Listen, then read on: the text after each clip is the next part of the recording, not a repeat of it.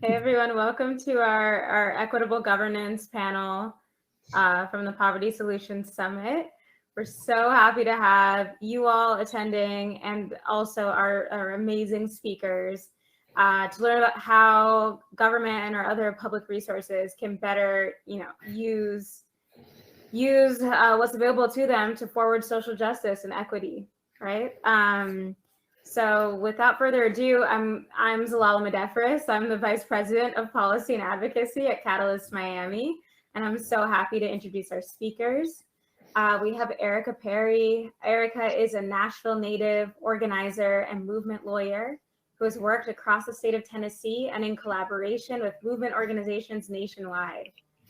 Erica's unyielding commitment to Black liberation shows through her work to abolish the prison industrial complex, which she has organized toward through her roles with Law for Black Lives, Southerners on New Ground, and the Nashville People's Budget Coalition. Erica joined Workers' Dignity as co-director last December, where she is leading their participatory democracy work. She attended college at University of Tennessee and law school at University of Memphis, during which she deepened her political analysis, cut her teeth as an organizer, with groups like the official Black Lives Matter Memphis. Most recently, Erica served as the partnership director for Law for Black Lives, where she's worked to build the capacity of abolitionist organizations across the U.S.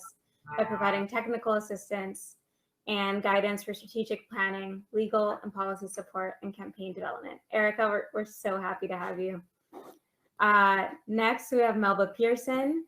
Melba is an attorney specializing in civil rights and criminal law with an emphasis on policy. She's the director of policy and programs for FIU's Center for the Administration of Justice. Before FIU, Ms. Pearson spent 3 years as deputy director of the ACLU of Florida, where she worked to change police practices, expand voting rights, and reform the criminal justice system. Ms. Pearson was also the assistant state attorney in Miami-Dade County for 16 years, culminating as assistant chief in the career criminal robbery unit, supervising junior attorneys while prosecuting homicides. She lives in Miami Beach with her husband, Bill. I'm also a Miami Beach resident. Good to know, neighbor. And last but definitely not least is Karen Woodall. Karen is a friendly face in Tallahassee and has 41 years of experience advocating to improve the conditions of women, children, seniors, migrant and seasonal farm workers, immigrants and refugees, and other vulnerable populations. She served as the executive director of Florida Impact from 1980 to 1990, a statewide organization sponsored by mainline Protestant denominations and Jewish federations working on social and economic justice issues. In 2015, she founded the Florida People's Advocacy Center as part of the FCFEP. She continues to direct FCFEP and Florida PAC. She also currently works on contract with the Southern Poverty Law Center and Earth Justice. In her over 41 years of organizing, she has worked closely with many organizations who work to achieve fairness and justice for all in Florida, including Catalyst Miami. And Ms. Woodall was born in Miami and graduated from FSU with degrees in psychology, social work, and government. Wow, I'm so honored and excited to have you all addressing us today. So we're going to hear a little bit about Florida's tax system and how it perpetuates inequity, and what we can do to fix that. We'll learn about participatory budgeting, and we'll also learn about how can we reimagine community safety. We'll have 15 minutes. This is an hour-long panel, but the last 15 minutes will be reserved for Q&A.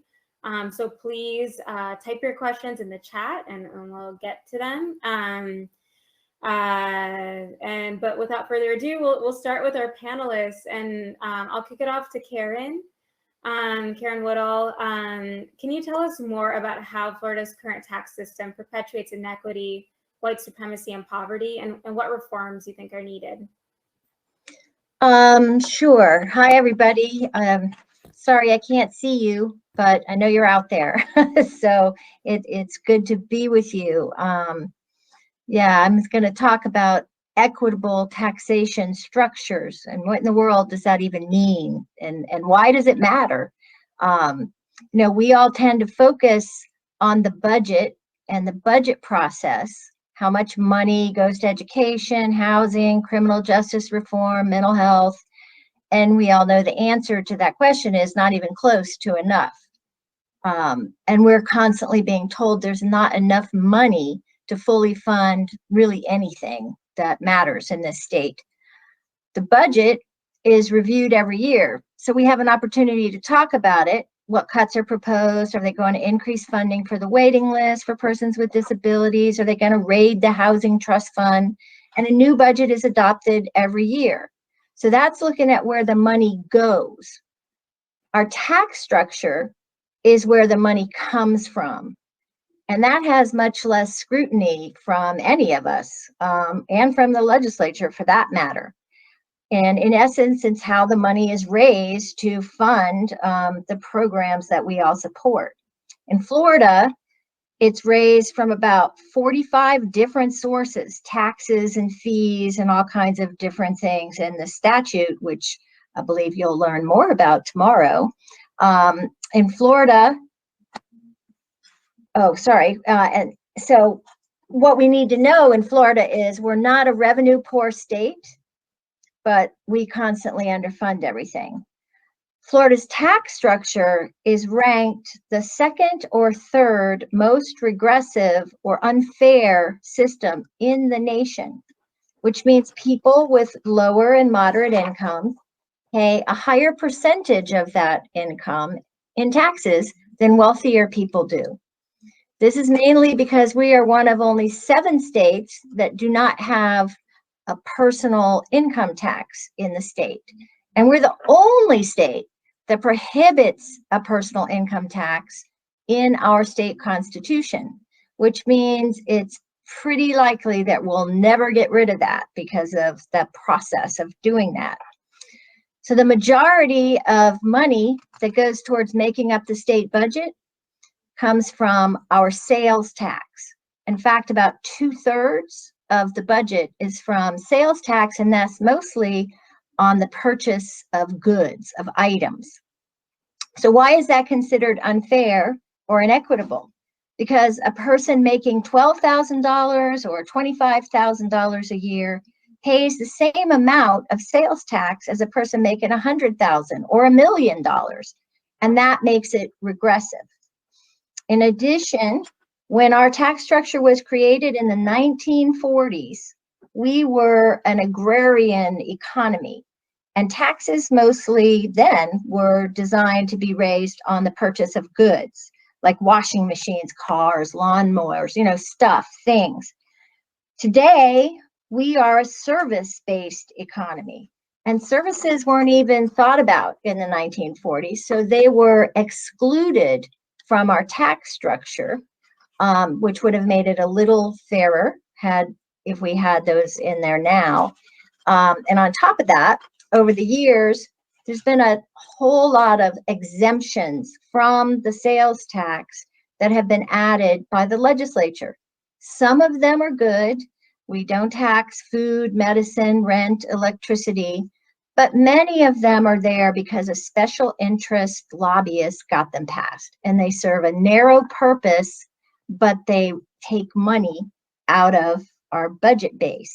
For example, I'm sure most of you probably have a pet, a cat, a dog, a bird, a fish, whatever, a guinea pig. When you buy your pet food, you pay a sales tax on that. Now, if you had an ostrich or poultry or livestock, cattle, you would not pay any sales tax on the food. If you go to a college football game and you sit in the stadium in the bleachers, you pay a sales tax in your ticket fee. But if you can afford a skybox, you don't pay any tax. If you buy a fishing pole, you pay a sales tax. But if you can pay $500 for half a day to go out on a charter fishing boat, you don't pay a tax on that because that's considered a service and it's excluded. The state actually exempts or excludes more sales tax revenue, money from collecting sales taxes, than it collects. They exclude or exempt more than they collect. And remember, 2/3 of our budget comes from the sales tax. So that's a lot of money being left out. So why does that matter? Because our tax structure, again, is where the money to fund important critical issues that we care about and that you all work on. It's education, it's housing, it's healthcare, it's everything that funds our social and economic infrastructure in the state of Florida. And if we don't work on making Florida's tax system fairer and more equitable, we'll never have enough money in the budget to adequately fund those programs and services that impact our communities. In addition to the sales tax, another important source of revenue for the budget is the corporate income tax. And it's important to understand that we're not talking about small businesses paying the corporate income tax. They are exempt. Actually, 1% of the for-profit corporations in the state of Florida even pay the corporate income tax. But with even 1%, that generates anywhere from $2.7 billion to $3.1 billion before they get all their breaks in it and refunds and stuff. And that's money that goes into the budget. The business community lobbyists are always trying to get additional tax breaks, which takes more and more money out of the budget that funds our social and economic infrastructure. And once a tax is reduced or exempted, it now takes a 2/3 vote to get it back, which is a pretty high and heavy lift. And the thing about tax breaks, and they're called tax preferences in legislative speak, is that they are a part of the budget because that's where the money comes from and it affects spending. But unlike the budget that gets reviewed every year, tax breaks or preferences aren't reviewed after they're adopted unless a legislator brings it up. Many legislators don't even know how much is lost in revenue every year because they don't talk about it. It's not reviewed. And if we don't know about it or understand why it's unfair and why we really do have money in this state to fund important and critical programs, then they're never gonna take it up.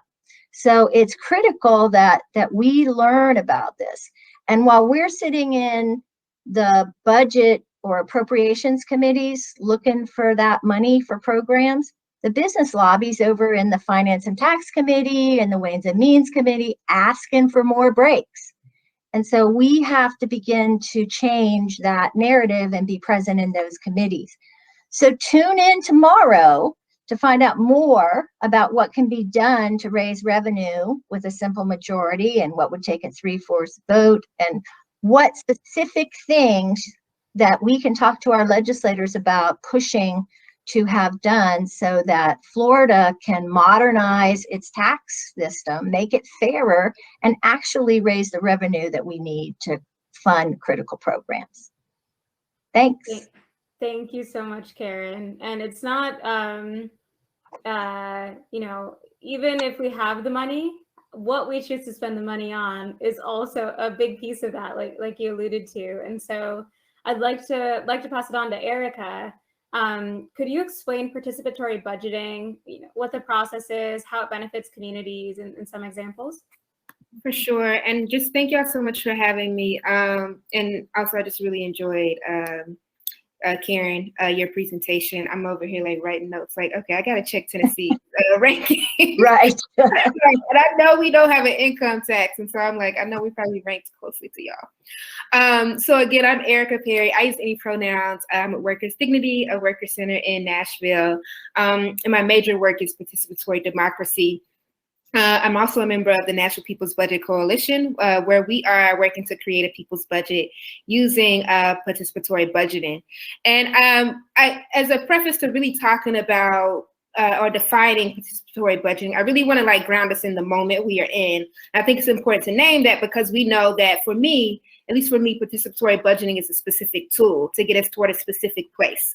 And so I say that because we know that over the last 30 years, the U.S. has dramatically increased its investments in policing and incarceration, while cutting the social safety net.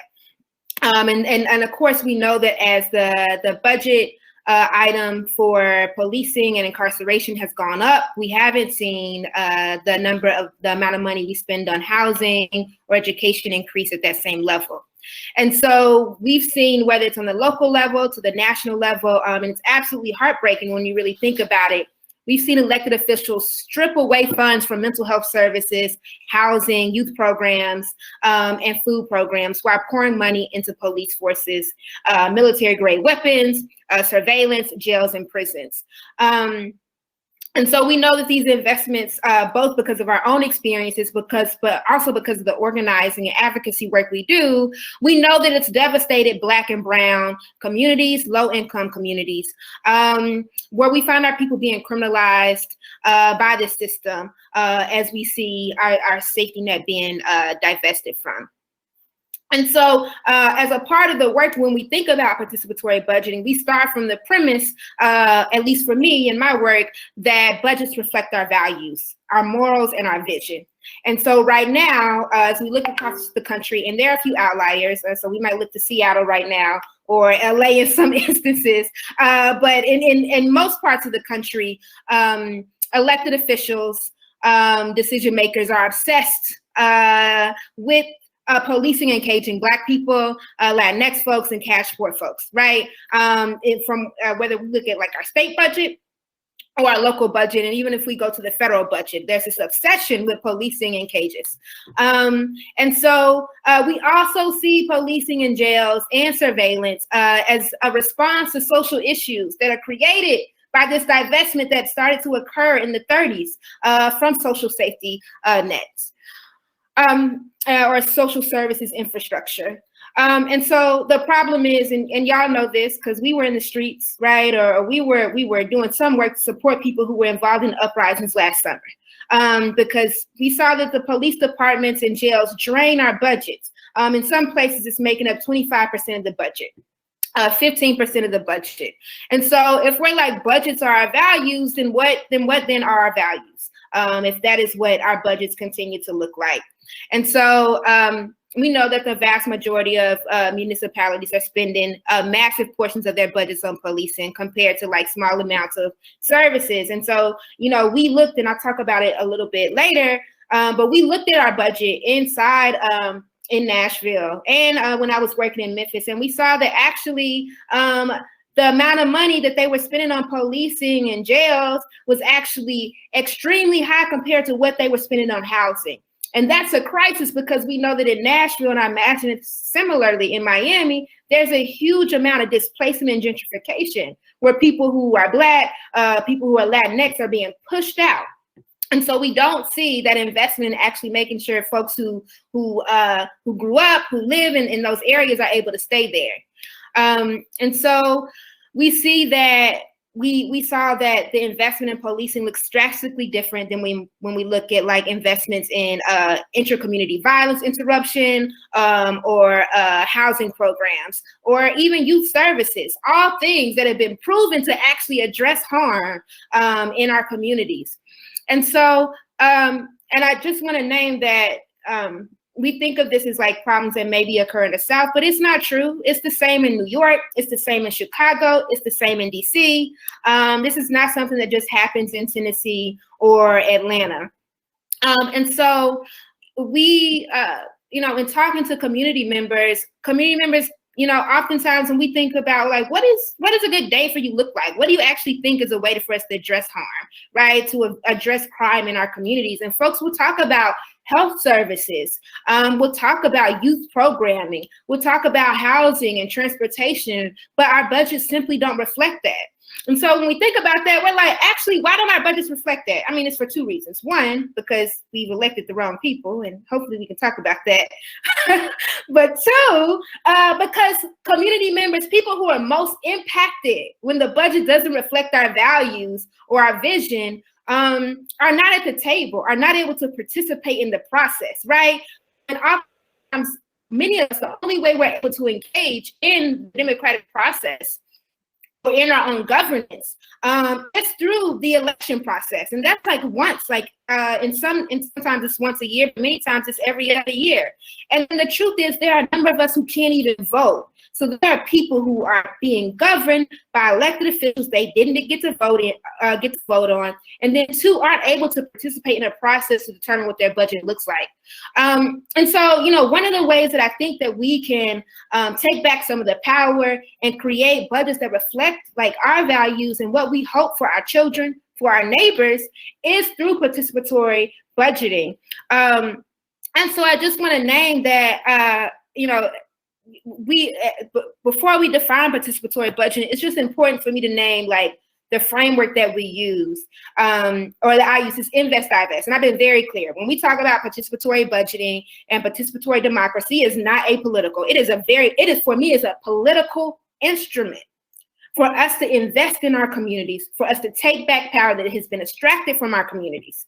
And so we're like, and we heard it in the streets. And so I'm grateful for the folks who have been doing the work to engage in invest, divest work, which is like, goes all the way back to the work of Dr. King spoke about, and we talked about investing in social services as opposed to like military and war. And we see it now in this moment being used to say, take away the power and legitimacy of cops and policing and put it into communities. And so that's what invest, divest is. And that's the work that I think the framework we use when we start from it. And so I think that just want to name that participatory budgeting is a democratic process where community members decide how to spend a portion of the police budget, or sorry, not the police budget, or the public budget. But I think we can broaden it. For us, when we look at, and I'll talk a little bit about the National People's Budget Coalition, but for us, it's not just a portion of the budget. Do not confine us to a portion of the budget. People who are governed by the total budget deserve to have access to the full budget. And so for us, we think about it more broadly. We think what it is used is to give community members decision-making powers over government funds. And we know this is our money. These are our tax dollars, whether it's through the sales tax or income tax. And if you live in Florida and Tennessee, then it's not income tax, it's sales tax.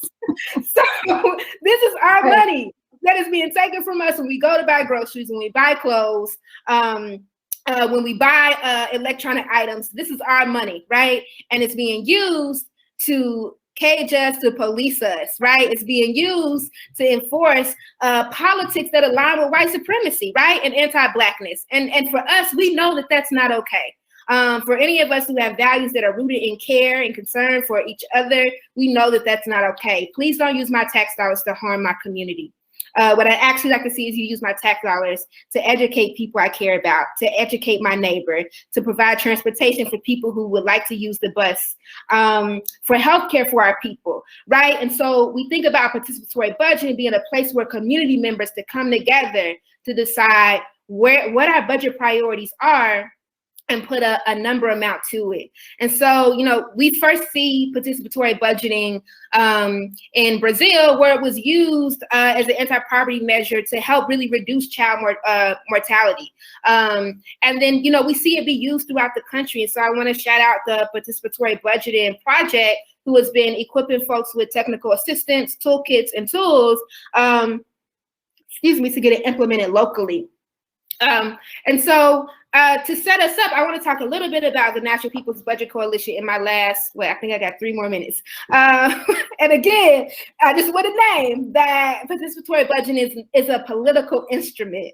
In every conversation, I'm going to say that, because I would hate for us to use participatory budgeting as a means to increase money for police cameras or increase money for a police task force, when we know those things don't work because we've done years of research and experience, right? Let's use it to actually make sure our students have the books they need, and that people who need healthcare have access to it.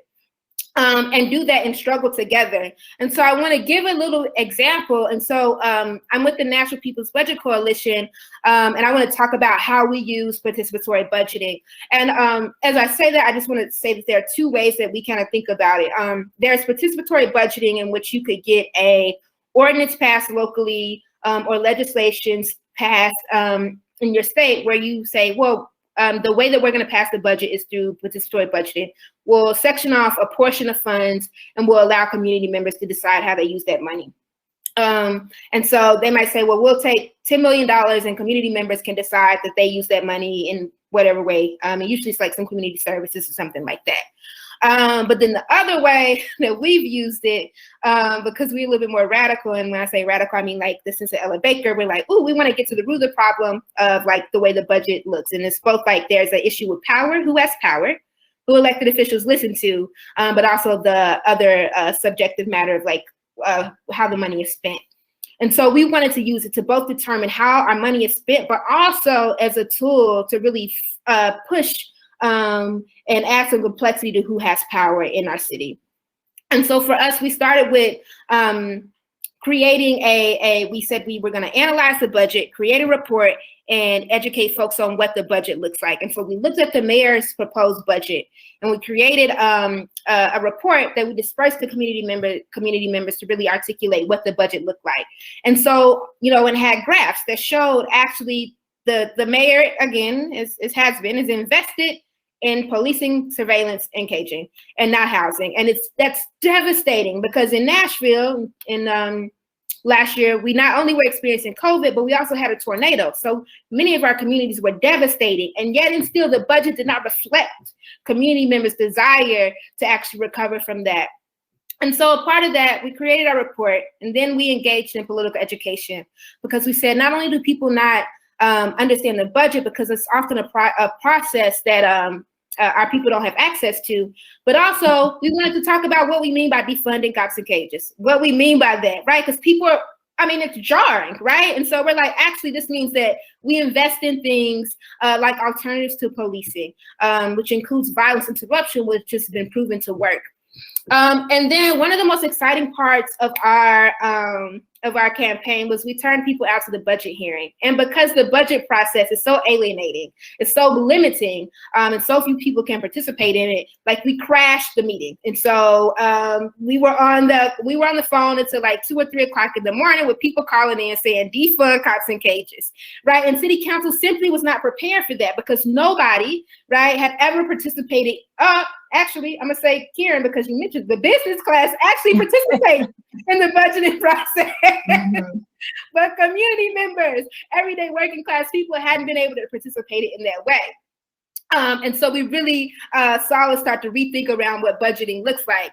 And then I think the most important part, or one important piece, is that we surveyed our people. And so a part of participatory budgeting has to be talking to our people and surveying our people. And so we engaged in the survey process where we asked people, where do you want to see your money go? And we used the survey results to attempt to create an amendment to the mayor's budget. Unfortunately, they chose not to adopt our amendment, but did decide to put $2.5 million back into the police. Increase the police budget by $2.5 million. But I think because we are organizers, right, and we know that this is a long struggle, that, right, the first year we engage in this process might not mean that we get the money we needed to education or housing. But what we said we would do was use participatory budgeting as a means to create a people's budget. And for us, that means people movement assemblies. And so we engage in like monthly people movement assemblies where we're doing the work to create our budget priorities and then put a line item by it, where we will again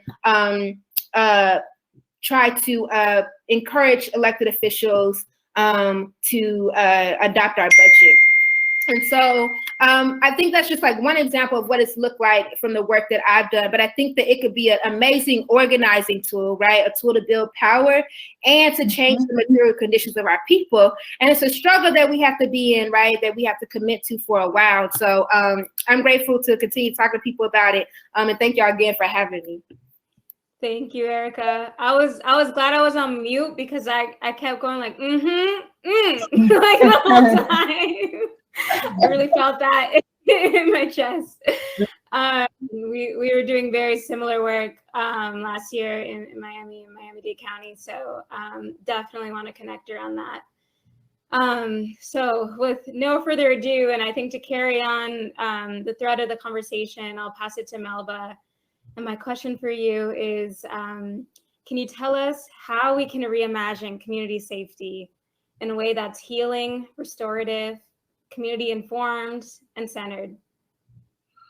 Absolutely. So again, thank you all for having me this afternoon. And Karen and Erica, just love the work that you're doing. And, I'm taking notes here too, right? So, keep on keeping on, because this is really important information that our communities need to know.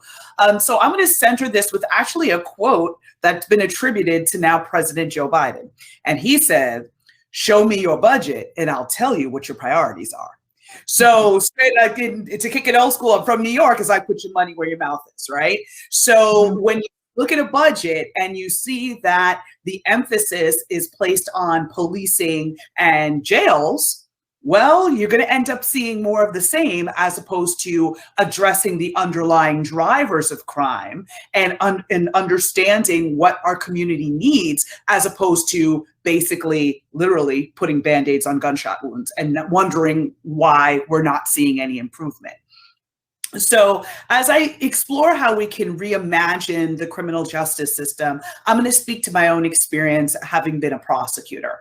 And one of the things I noticed when I was in the line prosecution time of my career, which was, that time where every felony that came in, it was basically yours, right? Like, you barely had time to even breathe or think. And you're going through all these cases that were mostly low-level felonies. Your burglary of a structure, maybe possession of some sort of narcotics. And you'd always see that a lot of it was tied to either being under-resourced, struggling with addiction, or struggling with mental health.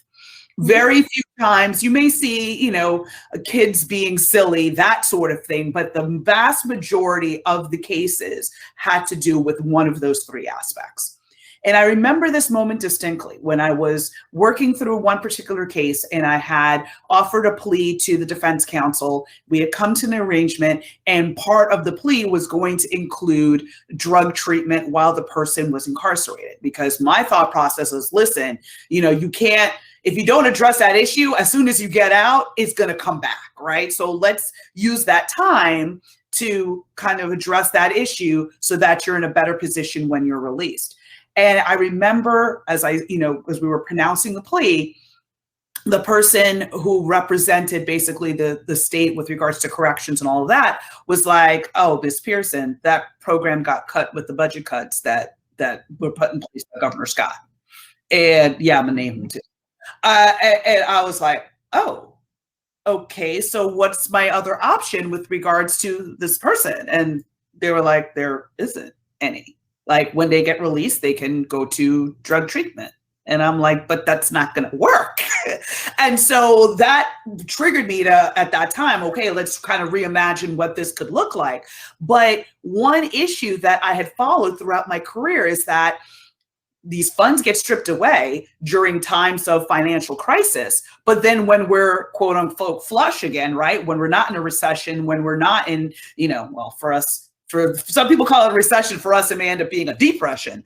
But when we get to a place where there's more money flowing, those funds are never restored to these programs, nor are new programs put into place to replace the ones that have been lost. So we keep stripping away systematically, and then at the end of the line, wonder why we see the issues we see in our communities. So one of the first things I want to highlight is that prevention is better than the cure. That is something that my father always told me as a little girl growing up. Prevention is better than the cure. And so when we look at investing in preventative programs, which includes addressing trauma, addressing childhood trauma, which include mental health services, addiction services, diversion and youth programs, right? Vocational training. These are all things that can benefit our community so that people, number one, have the resources they need to be able to earn a living. Number two, that they can address the issues that may be, plaguing their lives, again, especially addiction, in a way that does not involve necessarily the criminal justice system. Because listen, you can incarcerate somebody all day long. If they're not ready to deal with their addiction, that is not going to fix it. A jail cell is not going to fix an addiction. And I think we saw that really play out. Again, growing up in New York, I grew up during the crack epidemic. And I remember very vividly the Black thought leaders and oftentimes the pastors were out there screaming for incarceration. They're like, we need minimum mandatories. I mean, I remember some of these pastors talking about death penalty for the dope man. And at the time, you know, we kind of didn't know better, right? So it was like, okay, maybe that's a good idea. And we lost an entire generation of Black men, just an entire generation, because of the fact that crack was so highly addictive that there were no real programs in the beginning to address the addiction. So instead, they just incarcerated folks thinking that that was going to change the situation.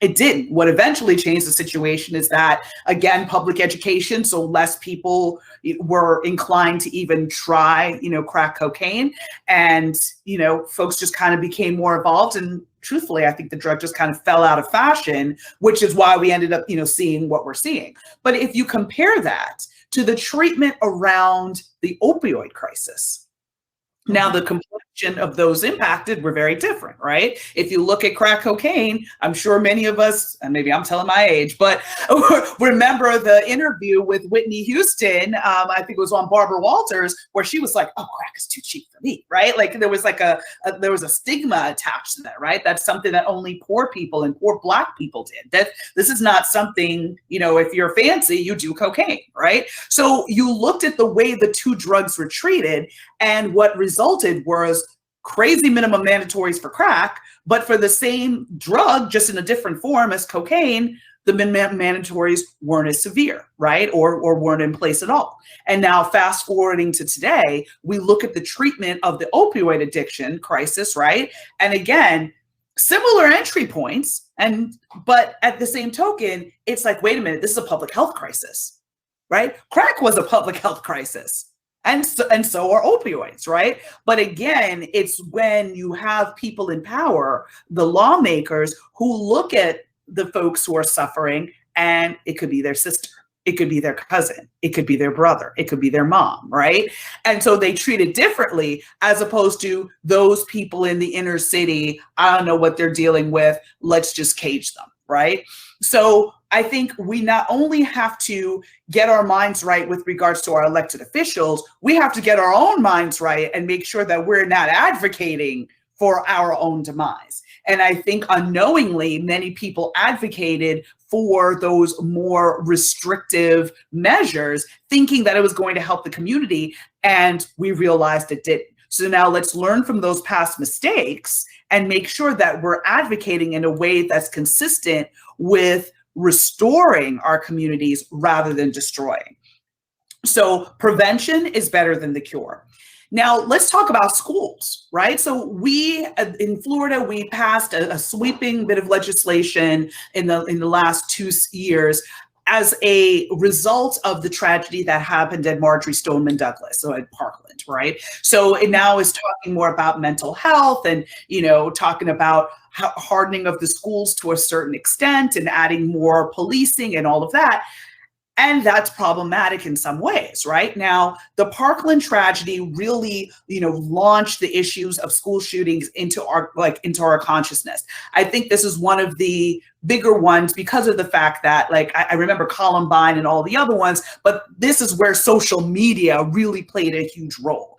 And you've got these activists that are out there raising awareness, going to DC, and literally starting a movement using the tool of social media to educate people on what it looks like to survive a school shooting, what that means for your day-to-day, right? And you have parents speaking out, talking about, oh, my child is 8 years old, but is doing drills in case a live shooter comes to their school, you know, how they can deal with that. So it's kind of crazy when you think about that on the bigger scale. But this is where we have to remember and not, again, advocate for our own demise. Many people may be saying, oh, more police in schools will address these issues. Well, the issues that led to a school shooting are not something that can be fixed by police officers. Nicholas Cruz, who was the school shooter at Parkland, had a long history of mental health issues, right? Mm-hmm. So what we need to be focusing on, again, is the prevention. And so let me give you some statistics. 1.7 million students in this country are in schools with police, but no counselors. 3 million students in this country are in schools with police, but no nurses. 6 million students are in schools with police, but no school psychologist. 10 million students are in schools where there's police, but no social workers. And lastly, 14 million students are in schools with police, but no counselor, no nurse, no psychologist, and no social worker. So when you think about counselors versus cops, right? So I firmly believe that we should be putting counselors in schools, not cops. Again, not to besmirch law enforcement, that's not the point. But here, when we're talking about counselors, coming up, many of us had the privilege of having a school counselor, a guidance counselor in the school, where you could come and vent with about what's going on at home, or, you know, you got punished for something and you don't think it's fair, or up to something more severe of like, my parents are getting divorced, or my parents are in an abusive relationship, or I'm being abused, right? So you have that ability, that outlet to be able to talk about what's bothering you, and then hopefully get connected with services so that your behavior doesn't result in you acting out because you're frustrated, you're scared, you're upset, you're traumatized, you have all these other drivers going on. So investing in guidance counselors and nurses and in psychologists actually help our students, and they can identify issues before it happens. Because the reality is, once there's a school shooting, it's too late. You've got a whole group of victims and survivors who are now traumatized.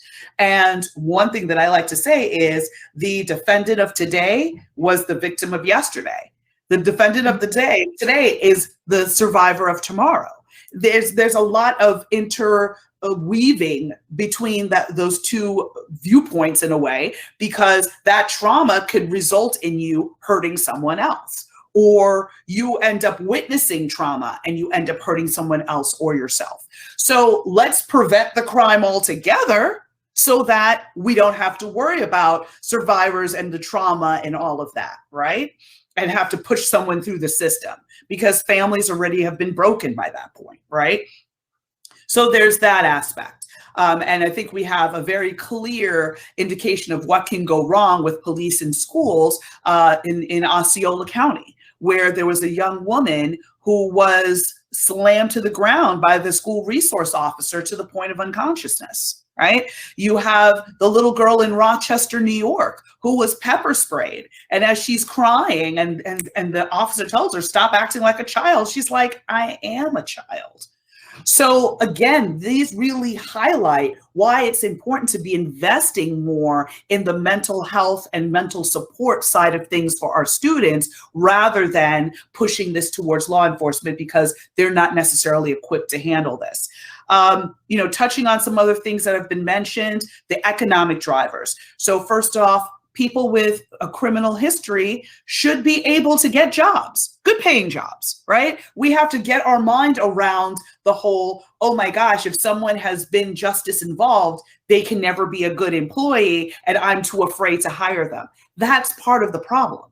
If someone is never able to feed themselves, feed their families, live with dignity, bad things are going to continue to keep happening. So we need to embrace ban the box type legislation, where employers do not get to see someone's criminal history until further along in the interview process. So that initial interview, you get to meet someone and it breaks down those barriers, rather than you're looking at the application, you see the person has a criminal history, so you immediately throw it in the garbage. That person could be the most amazing employee for your business that you could have ever had, but you couldn't break down the barriers and look past their history. So that's why I really advocate for ban the box legislation.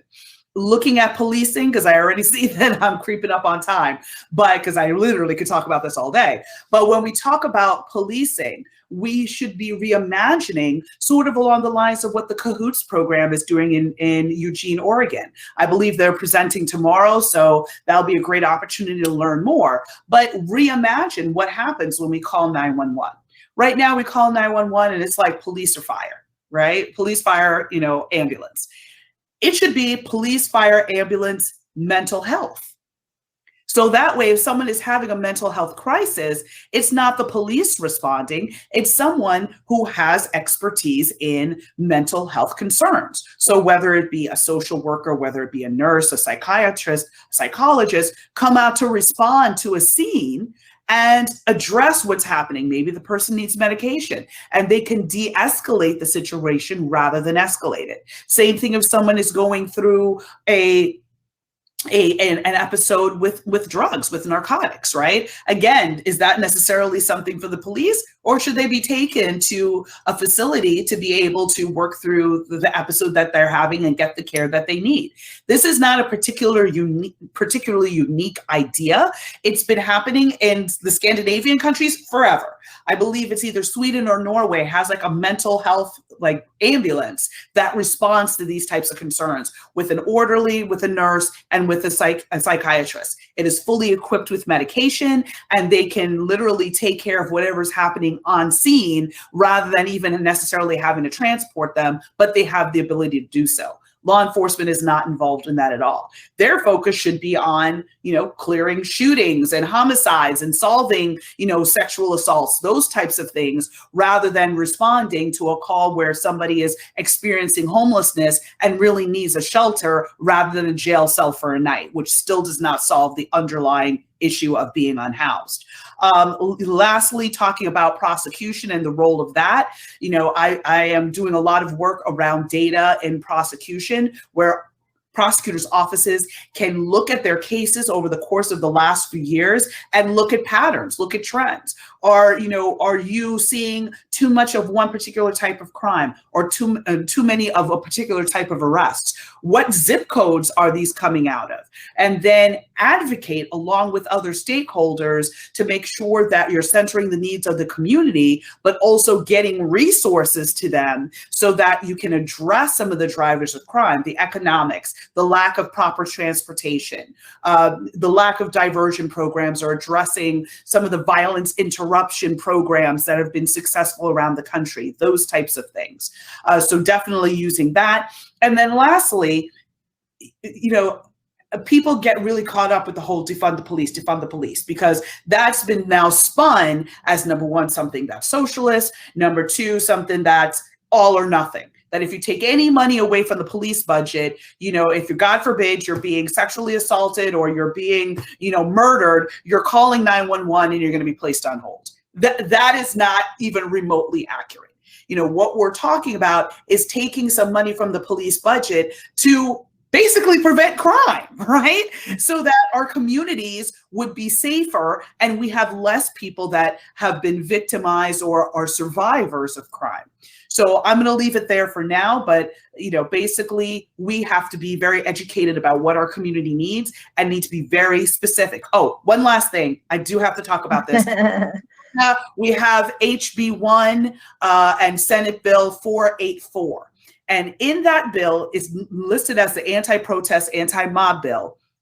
But there's a very particular provision in that bill that says if a municipality or a city strips money from the police budget, they basically have to seek approval from Tallahassee and give a list of reasons why they had to take money from the budget and that there was no other way to be able to fulfill this budget shortfall other than to take from the law enforcement budget. This is a horrible bill for a number of reasons, but this is, number one, interfering with the sovereignty of cities and municipalities, taking away their ability for home rule, which is basically the residents elected them to make good decisions and be good stewards of the budget. It's taking away the voice of the people, and it's taking away the ability for communities to fund different aspects of their system as they see fit. So if you are supportive of this type of work, then you really need to call your state legislator, your state representative, and your state senator and tell them to vote no on this bill. The session starts next month. They're in community weeks right now. So definitely keep the pressure on and start putting as much pressure as you can for this bill not to pass. Okay, and with that, I'll stop. Absolutely. Thank you so much, Melba. We're so lucky to have you in our community. And I was going to ask a question about HB1 so someone would talk about it. So I'm really glad you added it in on the end. It's a really scary bill, and at Catalyst, we're part of a coalition to fight it. So get on our mailing list, you'll be kept up to date. So we're going to questions from the audience with our remaining time. I will say it's hard to find the questions amongst all the praise. Like there have been so many chats just praising how amazing y'all are that I have to scroll like really far up. So I'll ask for the audience, please just retype your questions in the chat. We welcome that, and I'll be able to better find them. But I'll start with the first one that came in, which I think anyone can answer, but I think is related to Karen's topic, which was, how would you reply to the point that tax breaks for corporations save them money to hire more people? I don't curse, so I won't use that. That's just not true. I mean, I would show me the people that they've hired, first of all, because there's no accountability that accompanies tax breaks for corporations. They don't have to come back and report that what was done with the money that was saved. They just come back and ask for more. Like I said, it's not like it's reviewed like the budget. So that's just bunk. It's bunk. Absolutely. Sometimes we have to respond in the way that it really is. It's not an intellectual answer. It's just, it's not true. No, it's something very common that we hear. So I'm glad it was asked, you know. I'm glad to share that. All right, for Melba. Oh, actually, this is a request. If you could please put those statistics in the chat that you read out. Okay, thank you. It's from the ACLU. Because when I was deputy director of the ACLU of Florida, we did a lot of work around juvenile justice and, you know, really pushing forward the need for more mental health. So I started to drop some of the stats in the chat. I think it got cut off, but I've also placed the link so you can click on that and the stats are within that link. Oh, wonderful. Thank you so much. I'll pass one to Erica. There was a question about how do you start to convince an elected official? Maybe, I know Nashville was rough, but maybe in some of the examples you've seen it across the world and across the nation. What has been, and we're gonna have a panel on this tomorrow, but can you share like a tip to convince local elected officials, or how do we know they're primed to kind of get on board with participatory budgeting? Yeah, so I mean, actually, I can't say that our elected officials were that, they weren't upset about the participatory budgeting. A few of them were like, oh, actually, we appreciate the process. And even now have started these like budgeting forums where they're trying to teach people about the budgeting process and how to engage, have town halls. And so I think that it's more malleable when you talk to elected officials. We can say, can we have a portion of the budget, right, to use towards community services or some type of alternative program. I think that for us, participatory budgeting becomes a harder question for elected officials when it's coupled with a commitment to take away money from policing and cages and put it into like different places. And I do want to just say something that I didn't mention when I was speaking at first, that the money we need for housing, education, healthcare, cannot be limited to what is in the police and jail budget. I do want to be clear that actually there's so much more that's there. So I wanted to make sure I mentioned that. But if for us, and I think for some of the successful programs and some of the successful work we've seen across the country, is like it actually has to be coupled with a commitment to building power. And by that I mean that we need a certain critical mass of people who can influence elected officials, right? And that, you know, you can make a threat that actually, if you don't behave in the way that we need you to right now, that we know that election season is coming, right? We won't forget. And so I think that even helped change the way that some of our elected officials were speaking last year, because people were like, oh, we don't like you. And we know elections are in 2023, so we'll see you in 2023. And so you have like two years to correct yourself. So I hope that's helpful. No, that's great strategy. Karen, there was a question for you about if we find an exemption that we think is like totally unfair in the Florida tax system, how do we go about amending that? Well, there's a lot of them that are totally unfair that you would see immediately. And they have had reviews of those exemptions. It's been more like a dog and pony show where everybody comes out and talks why they have to, they have to have their exemption. The guy representing the charter fishing industry said, I'm just a fisherman. I don't know how to calculate the tax. I was like, well, you know how to calculate the $500 for half a day. But the bigger challenge right now on exemptions, and I think you'll hear more about this tomorrow if you go into the deeper dive on taxes. In 2018, unfortunately, a constitutional amendment was passed that says you have to have a 2/3 vote to reduce revenue, to raise revenue, and removing an exemption is considered raising revenue. And that doesn't mean that there aren't things that can be done that aren't considered that way, but it's a bigger challenge to do it. Because obviously you get a legislator, you file a bill that says we're going to remove this exemption, but at the moment it'll take a 2/3 vote. And so that's why it's important to always be talking about this stuff. We know where there's money. We know you have money. We know you choose not to raise this money. And as you build a critical mass, then we may even be able to get some of those things done. Absolutely. Thank you. So I think we have time for one more question. So I'll kick it to Melba or for whoever wants to answer. What are some alternatives to police and government-controlled community advisory boards to improve community and police relations? Also, are there any effective examples of community policing models in the U.S.? Yeah, I'll take a quick run at that. I'll start with the last question first. Are there any effective models of community policing? Sure, look at any wealthy neighborhood and you'll see what effective community policing looks like, right? I mean, real talk. I think about what community policing looks like in Coral Gables, I'll tell you. The chief knows just about everybody by name. Right? The officers know who's who. They know, so-and-so's daughter struggles with addiction. So-and-so's son plays football, but, gets rowdy with the boys on weekends. So you got to watch him. So-and-so is about to get a scholarship for swimming. I mean, they know everybody's business, right? And so when they're approaching folks, they know the background and they approach them with respect. Many of the officers live in Coral Gables.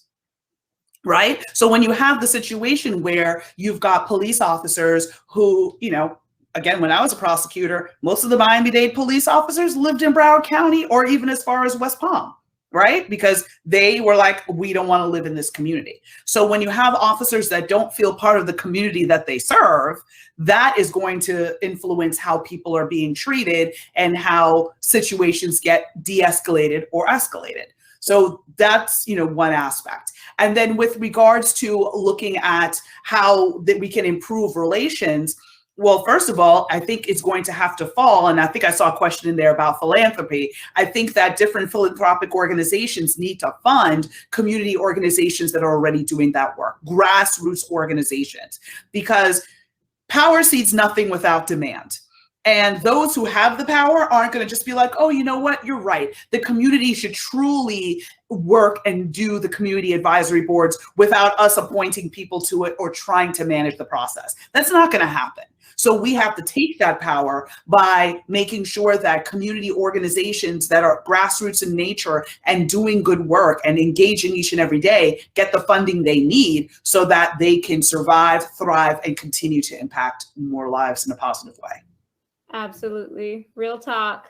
All right. Well, we came just up to time. I think we're getting kicked out for the Achieving Health Equity panel, which everyone should stay on and watch. I'm going to jump over to that one too. But thank you all so much. I'm truly honored to moderate this panel, and I look forward to connecting with each and every one of you and addressing these issues. Thank you. All right. Thank you so much. Bye. Bye.